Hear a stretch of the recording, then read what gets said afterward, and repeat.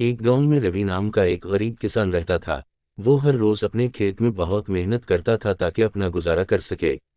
وہ ایک نیک دل انسان تھا جو ہمیشہ دوسروں کی مدد کرنے پر یقین رکھتا تھا، چاہے اس کے پاس خود زیادہ نہ ہو۔ ایک سرد صبح روی سبزیاں بیچنے کے لیے بازار جا رہا تھا۔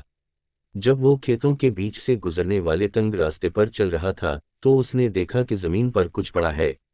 جب وہ قریب گیا تو اسے احساس ہوا کہ یہ ایک سانپ ہے۔ سانپ تقریباً حرکت نہیں کر رہا تھا، سردی سے تقریباً جم چکا تھا۔ روی کو سانپ پر ترس آیا۔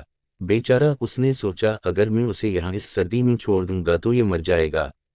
حالانکہ اسے معلوم تھا کہ سانپ خطرناک ہو سکتا ہے، اس کے نیک دل نے اسے تکلیف میں چھوڑنا مناسب نہیں سمجھا۔ چنانچہ اس نے سانپ کو آہستہ سے اٹھا کر اپنی گرم کوٹ میں ڈال لیا تاکہ اسے سردی سے بچایا جا سکے۔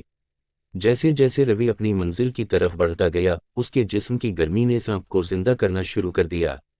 کچھ دیر بعد سانپ جاگ گیا اور گرمی محسوس کی، تاہم اسے وہ بھی محسوس ہوئی اور روی کی دی ہوئی مہربانی کو بھولتے ہوئے اس نے اسے سینے پر ڈس لیا۔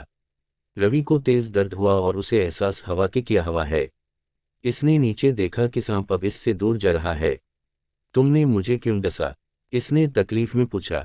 میں نے تمہاری جان سردی سے بچائی تھی۔ سانپ نے مڑ کر اس کی طرف دیکھا اور سرسراہا، مجھے افسوس ہے، لیکن میری فطرت میں کاٹنا ہے۔ میں اپنی فطرت نہیں بدل سکتا، جس طرح تم دوسروں کی مدد کرنے کی اپنی فطرت نہیں بدل سکتے۔ روی زمین پر گر گیا، زہر کو اپنے جسم میں پھیلتے ہوئے محسوس کرتے ہوئے۔ جب وہ وہاں لیٹا تھا تو اس نے سوچا، مجھے زیادہ محتاط ہونا چاہیے تھا۔ مہربانی اہم ہے، لیکن عقلمند ہونا بھی ضروری ہے۔ خوش قسمتی سے وہاں سے گزرنے والے ایک مسافر نے روی کو دیکھا اور فوراً اس کی مدد کے لیے آیا۔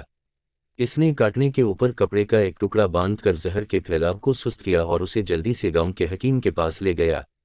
حکیم نے روی کی جان بچا لی، لیکن اس دن اسے ایک قیمتی سبق ملا۔ اس دن کے بعد روی نے دوسروں کی مدد کرنا جاری رکھا، لیکن اس نے یہ بھی سیکھا کہ محتاط رہنا چاہیے اور سب پر آنکھ بند کر کے بھروسہ نہیں کرنا چاہیے۔ اس نے سمجھا کہ جب کہ دوسروں کی مدد کرنا اچھا ہے، ایک کو ان کی اصلیت سے بھی آگاہ ہونا چاہیے۔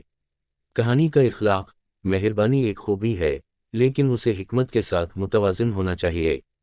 دوسروں کی مدد کرنا ضروری ہے، لیکن ہمیشہ ان لوگوں سے محتاط رہنا چاہیے جو بدلے میں آپ کو نقصان پہنچا سکتے ہیں۔